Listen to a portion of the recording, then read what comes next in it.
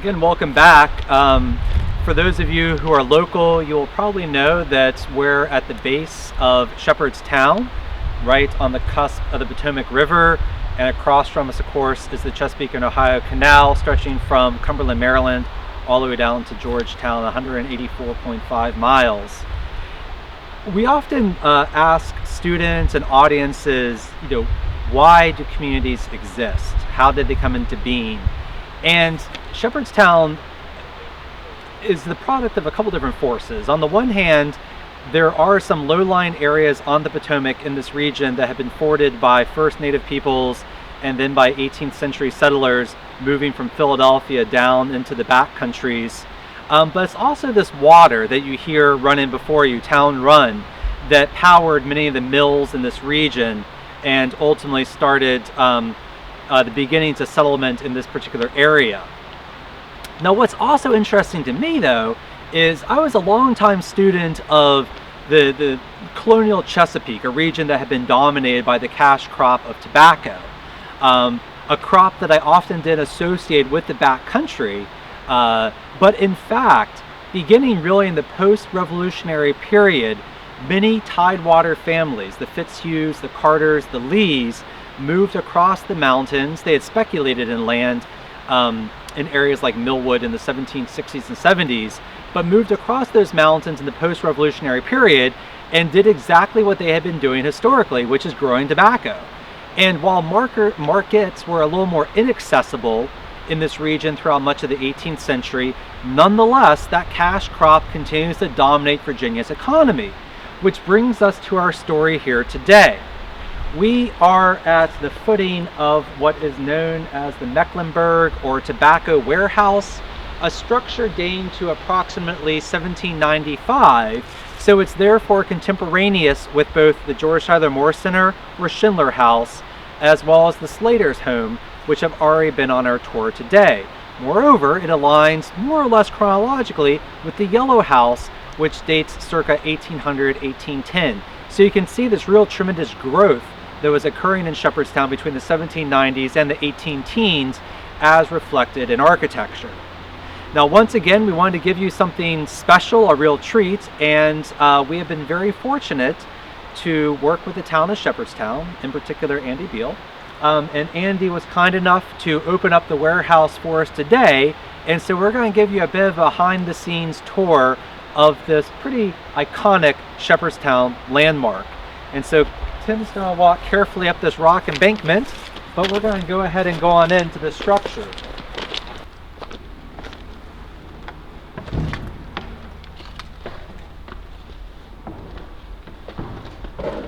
Now, at this point, the Tabacco Warehouse has been long in disuse, and so you can get some sense of the wear because of that.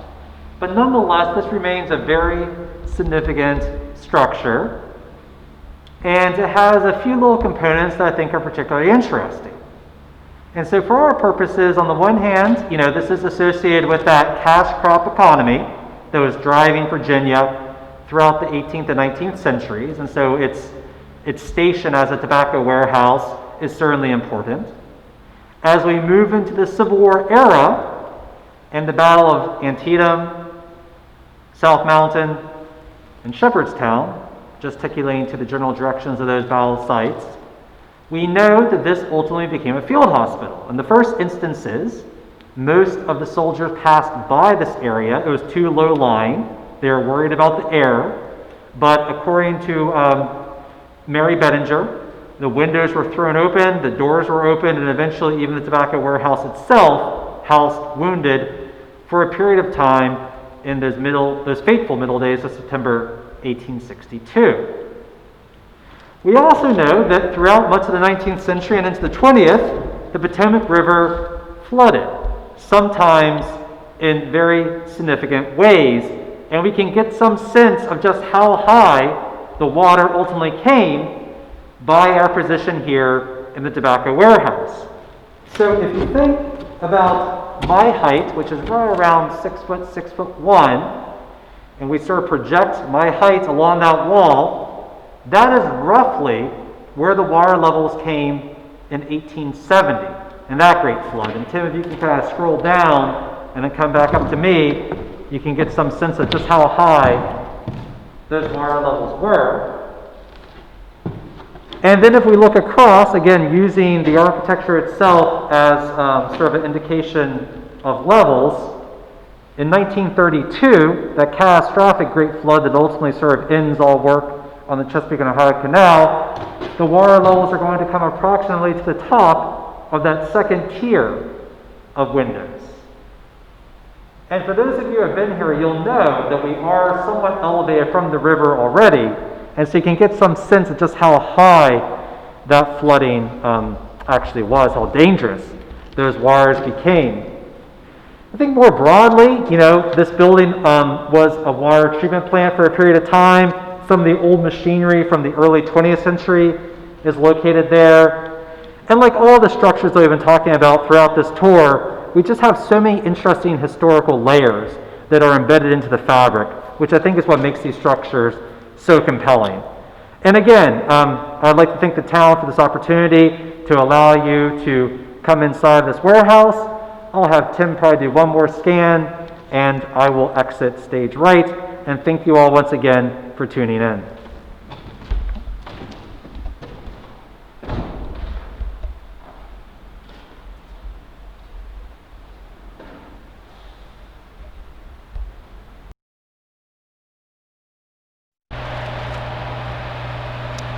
Well, welcome back, everyone, for one of our final installments. Thank you very much for tuning in and for taking a tour of just some of the incredible structures that we have here in Shepherdstown. And we thought it would be apropos to kind of bring it back home, as it were, to Trinity Episcopal, which is right next door, of course, to the George Tyler Moore Center for the Study of the Civil War. Now, the lot that we're on has a history that predates this absolutely incredible structure that we're about to go into, and this was a drill field for the Hamtramck Guard. Members of that militia will eventually fill into the ranks of the 2nd Virginia, and so there's a little bit of kind of rich Civil War history right here. But the structure itself that we're going to be touring today began in the 1850s, and construction, that is, began in the 1850s, 1854, and it's ultimately finished in 1859, so right on the cusp of the American Civil War.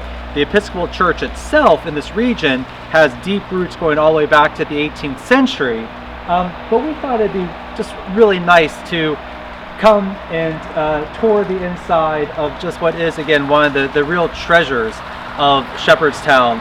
And so what we're going to do is we're going to walk inside, we're going to go down each aisle, and while inside I'll talk a little bit briefly about the organ, which itself is sort of worthy of a tale.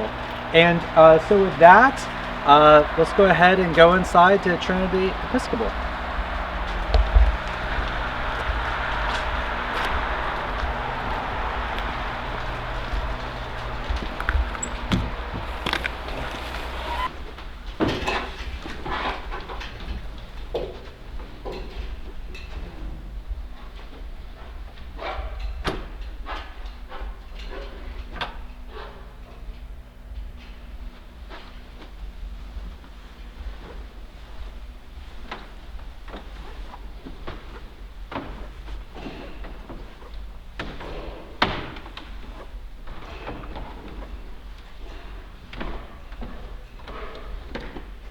I think besides the integrity of the architecture, which is absolutely incredible, one of the features that I was fortunate to talk to GT about beforehand, and I've done some research on myself, of course, is this absolutely magnificent organ.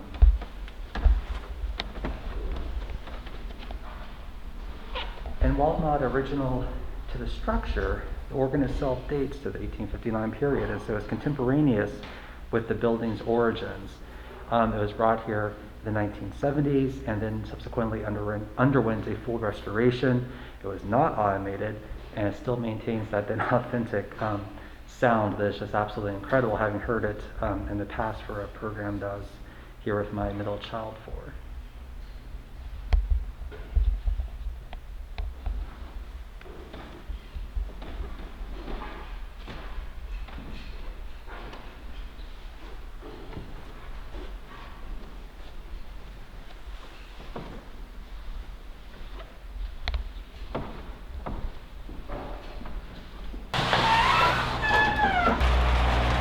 I think what's remarkable about churches, just like the houses that we've been touring throughout this program, is that they themselves tell a story. And if we go back to the 18th century, in the era of the Anglican Church, for instance, the social structure of that society was reflected in sort of how people were placed within the pews. There was a hierarchy, as it were, of the sort of upper tier, the plantation aristocracy being in the front of those edifices, as you go back towards the rear, moving to the yeoman classes, and oftentimes the enslaved to be on the exterior. A lot of that changes, of course, over the course of the 19th century, but I think like any other building that we've viewed thus far, they tell us a lot about how societies were structuring themselves, how people were using spaces. And again, by the time we enter this space in 1859, it's a much more uniform, democratic space. But nonetheless, you could sort of see traces of that idea as we go down each of the aisles. And so again, I think what I would encourage you is, of course, while we wanted you to enjoy the history of these structures, to think about the holiday season, think more deeply too about how you can read, as it were, each of these buildings, what stories they have to tell. And so with that, again, we just want to thank you very much for your time. We typically, again, have a really interesting program every December first weekend that's student-led. This year we wanted to try something a little bit different due to the pandemic, but hopefully compelling nonetheless. And so with that, we wish everyone an incredibly safe, happy, and just joyous holiday season. So thank you very much.